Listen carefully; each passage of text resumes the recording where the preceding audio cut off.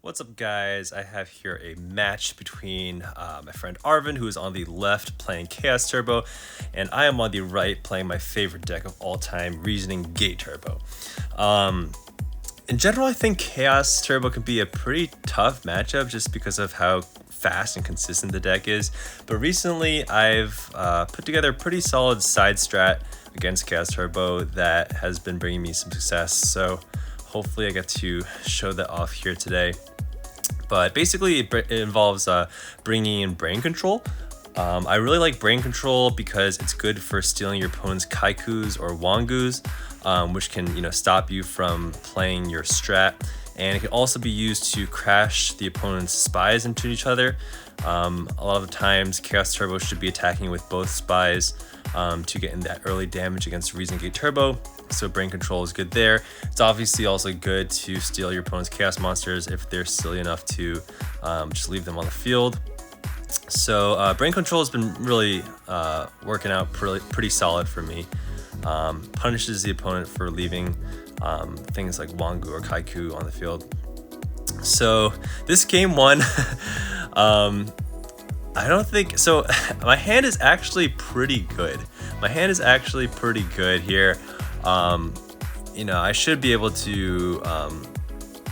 Honestly, I thought I was gonna win this game. To be perfectly honest, but Arvin pulls off the nastiest, honestly, just like the most disrespectful combo you can pull off in Go format, which is pretty much the only reason I'm posting this gameplay, to show you guys in case you're unfamiliar with the combo. But before having this pulled on me, I've never seen this executed before, and I was honestly just flabbergasted when it happened. So yeah, you guys will see shortly. So here I'm feeling pretty safe. I think I could take the Sangen, not attack, and the next turn crash into the Tokoichi and take it. I just take the Tokoichi right here. Oh, and I opt to not attack the Sangen. Okay, so not attacking the Sangen is actually going to lose me this game, pretty much. If I attack the Sangen, then he would have got the Surge, but I wouldn't have lost in the fashion that I'm about to lose in. So, okay, so here he's just doing some searching for Thunder Dragons, and oh boy. All I'm gonna say is be careful leaving a single Go token on the field, or really any Go tokens. I mean, there's not much I could have really done against this combo, but you can see here he's thinking about it. Okay, let's just do it to me already. And mind you that I have 8,000 life right now. I'm at full life, and yeah. So he's gonna drop the Zaborg and pop my Thousand Eyes, get a little searchy. It's not gonna matter here. Honestly, watching this back, he's kind of slow playing this. Right? There's like literally no way I could stop this combo. But it's fair. You got to search off the Sangen. It's obviously mandatory, but yeah, there's no way for me to stop what he's about to do to me, and honestly, he just absolutely violates me. So he's got the light and the dark set up in the grave right now. Okay, here he's just like showing my friend what he's about to do to me, or what the state was before we got here, just to soak it in. But then he drops the BLS. Yeah, okay, this shouldn't be game right here. But then he does the super BM snatch steal snatch steal the Go token, turn it to attack mode, pop his own snatch steal with Raigeki break, and that's gonna be over 8k damage, because that's BLS by itself is 6k plus 24 from Zaborg is 84. So, goddamn. Yeah, that's the first time I've seen that combo pulled off. So, for those of you watching who haven't seen that before, maybe next time if the opportunity arises, you'll be you'll be aware of that line. So okay, going into game 2, and that was what? That was like turn 1, 2, 3, 4, turn 5 maybe. I think I only got really 2 turns to play. That was Arvin's 3rd turn, I think. Okay, hits me with Duo right off the bat. Honestly, I don't really care about my opponent starting with Pot of Greed or Graceful. Duo is the only one that really frustrates me when playing Reasoning Gate Turbo. But luckily I do have the DMOC, which is good to discard, and I can block this Wangu attack, and I add back the Heavy Storm anyway. So the Duo actually worked out very favorably for me. Yeah, basically it just cost my opponent 1,000 life points and got me a DMOC on the field. Okay, let's see here. I think I just decided to play a little bit safe and just attack the Wangu. I'll let him waste his removal if he wants to out my DMOC, but it lands, and the Wangu obviously gets banished, which is important for if I'm planning on Dimension Fusioning later. The nice thing about Wangu is, like, sure, it shuts off Scapegoats, or the nice thing about playing against Wangu is, yeah, it shuts off Scapegoat, but it also means that your opponent is not progressing in terms of getting lights and darks in the grave, so there's that. Arvin pops the Call of the Haunted, which destroys and banishes my DMOC, gets in there for 16 with the Breaker. Let's see what we're doing here.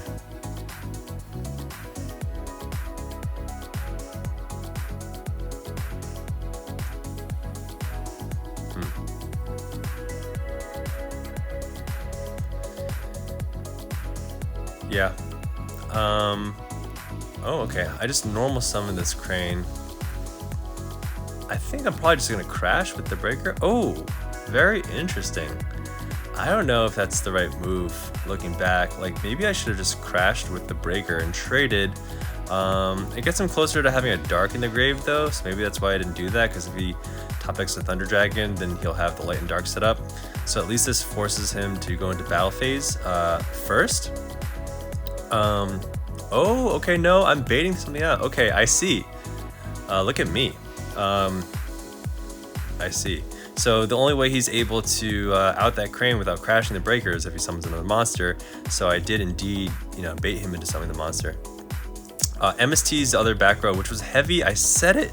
I was getting a little greedy right there, but my plan was to Torrential, and then he wastes his normal summon. If he sets another back row, then pro heavy him.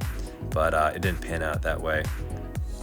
I think what he did there is he's MSTing the back row in case it's a Scapegoat, because I can't activate the Scapegoat because then it's just gonna get destroyed by Torrential. So he was just preemptively trying to hit a Scapegoat with that MST, which is a very heads up play from Arvind.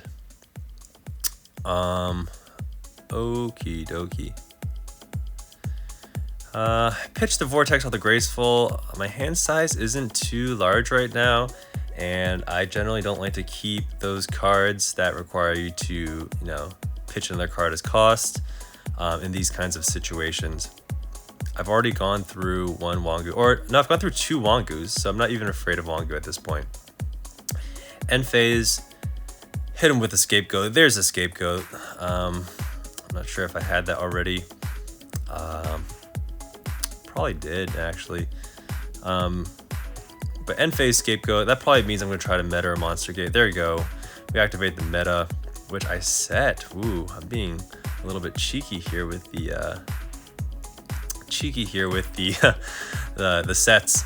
So summon the Thousand Eyes in defense. It's going to come in with 0 attack anyway, and Thousand Eyes can always change its position. It doesn't hurt to just summon it in defense. Nothing else can attack, but there's only one small caveat and reason why you would want to put in defense, and I guess it's if your opponent runs Skill Drain. In that case, the monster's I think probably gonna fall off, and then they could attack it. It's gonna have 0 attack.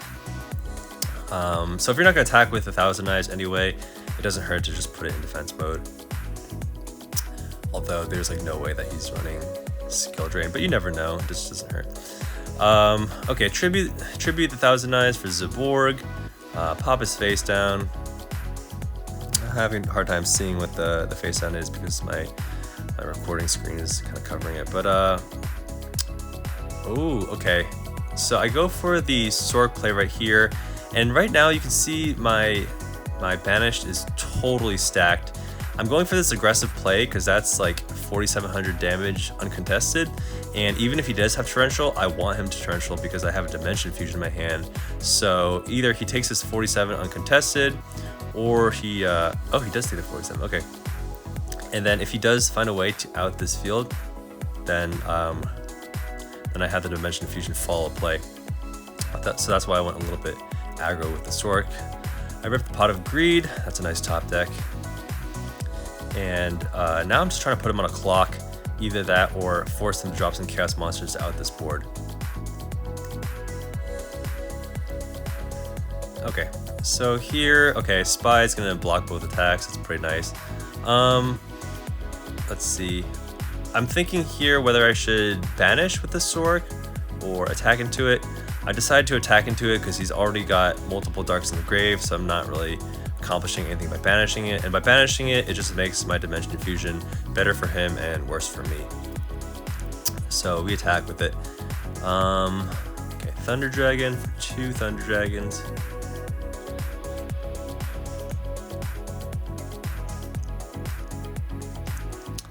Let's see what he's gonna do right here. He's running out of options, and there you go. So he's forced a torrential right there, wasting his normal summon, and then I do have the dimension fusion. So you can see there he was really out of options. He could just set that Kaiku, but I'm just gonna attack over and attack him for game next turn. So that was really the only thing he could do at that point.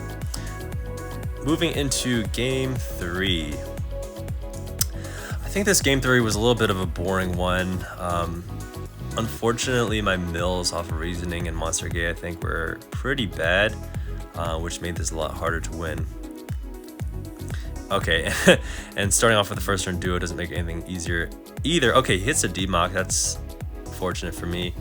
And I pitch a Zaborg, which is light and dark in the grave, which is generally a good setup. Like, I wasn't too upset about that, but he does summon the Kaiku, preventing me from summoning Chaos Monsters, which is going to slow me down quite a bit unless I have a way to out this Kaiku, which I don't think I do. So the side strat I was referring to earlier against Chaos Turbo, what I do is I think I bring in Torrential, Ring, Brain Control. I leave in my Brain Control that I'm main decking, bring in an extra Trunade, and I trim down on the monsters so that I'm really just running, I think, Demock, Jinzo, 2 Cranes, and Zaborg. And I do that to kind of slim down my deck. If you guys are familiar with my build, I run some extra monsters like Sinister Serpent and Fusilier.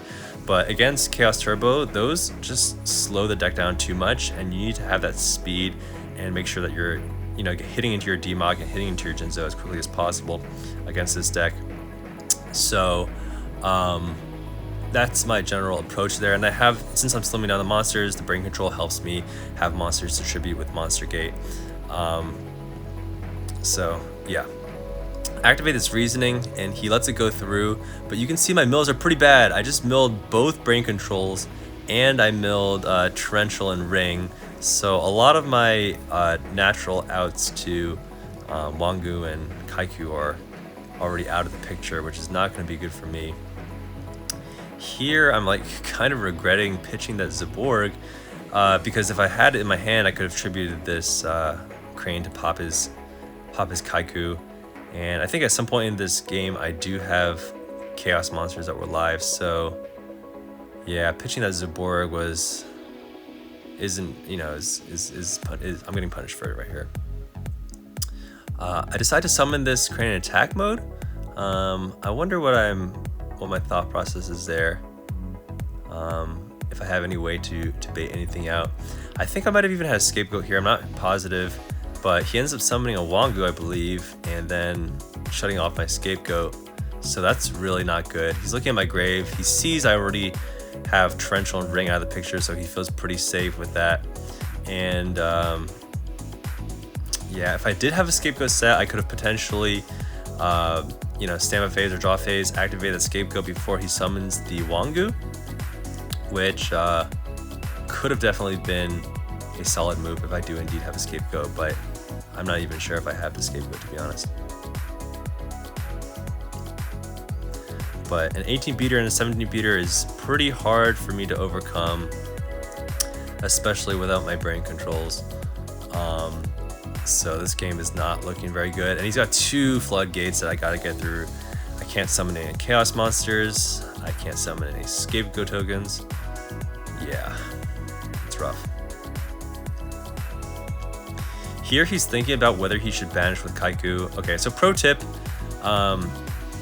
there's really no reason to banish with Kaiku. The only thing you want to banish is chaos monsters, because they're basically just fodder for other chaos monsters, and you can't, you know, recur them off Dimension Fusion. So pro tip for people playing against Reasoning Gate, when you're in this kind of position, you definitely do not want to be banishing. It just gives them a way to come back by activating Dimension Fusion. So you want to refrain from doing that, because their chaos monsters are already, you know, offline with Kaiku on the field. So it'd be totally unnecessary to do that. And I was really hoping that he would banish, because I think I have 1, maybe even 2 Dimension Fusions in my hand. So, you know, pro play by Arvin. And Arvin also has the swords. Really good. So this is really looking bad for me. I'm about to make a desperate move right here. I think I True Nade. I think I'm True Nading and maybe trying to Reasoning just to maybe get one of these 2 monsters off the field. But here he's thinking pretty hard whether or not he should probably Solemn this True Nade.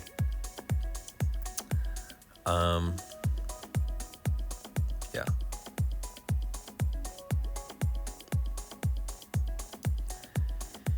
Okay, is he gonna do it?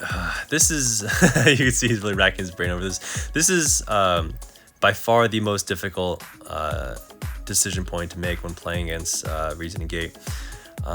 Basically what card to Solemn. So I think, so he ends up not Solemn here. He probably feels pretty safe having the Kaiku. He knows I have to out that if I want to summon a Chaos Monster. So he holds the Solemn. I get another Crane, which again, if I had that Zaborg, this would have been a great spot. But nah, I pitched it early on. That's something I'll have to consider moving forward. Like if I don't have the Chaos Monster in my hand, you know, maybe it's worth holding the Zaborg in case I draw a Brain Control with it or something. But it is not looking good. This is gonna be a slow bleed out for me, I think.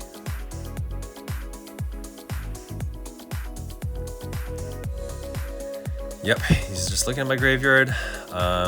Dead Scapegoat. Yeah, I think I probably did have that Scapegoat before he summoned the Wangu, so a misstep on my end.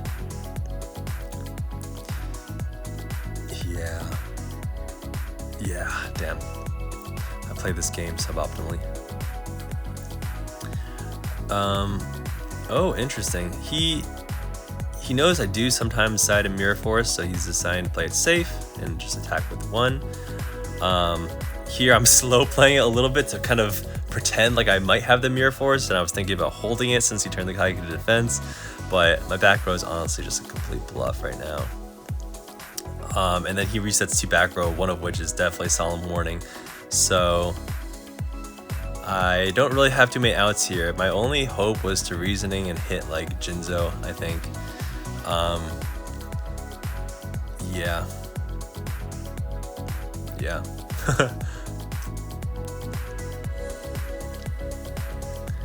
Honestly, situations like this make me wish I put in a 3rd Brain Control. Against boards like this, it's so good, especially, you know, this is like basically a warrior board, right? He's got a Kaiku, a Wangu, and a Solemn in the back row. It's basically like I'm playing against warriors. Like, he hasn't played any Chaos Turbo cards yet. And, you know, against those kinds of aggro matchups, Mirror Force and Brain Control are really good. Okay, yeah, he's playing it very methodical. He's being safe, but probably the right thing to do. No reason to risk it. And I'm slowly hemorrhaging. Set a couple more bluffs. In this situation, like, this is one added element that you have to deal with live that you wouldn't if you're playing online. You know, understanding your opponent's tells and trying to read them is very important. And unlike online, in real life, you can actually bluff right here. So like, you see me checking my back row. You can even play some mind games by consistently like checking one back row more than others, just to, you know, create some doubt in your opponent's mind. Too often I see people's body language when they're playing and they have like no outs and they're bluffing. They just sit back and they seem very, you know, disengaged with the game, and that's just like way too obvious that, you know, you have nothing. But there's plenty of times, you know, GOAT format and Edison format, where you can kind of bluff your opponent into thinking that you have Gores, or you're representing Gores or Mirror Force or Torrential, and you know, they'll turn things to defense mode. They won't attack with certain things, and there's a lot you can do even when you don't have the cards to do anything. But in this case, you know, there's really nothing I can do. Oh, wow. I had the nuts if this Kaiku was not on the board. I had the Trunade, I had the BLS, I had the Dimension Fusion, but unfortunately I just had no way to get this Kaiku off the board. Oh, I did have the Mirror Force in the main after siding. So yeah, hope you guys enjoyed that. Game 3 was a little bit uneventful, but thanks for watching nonetheless. Peace.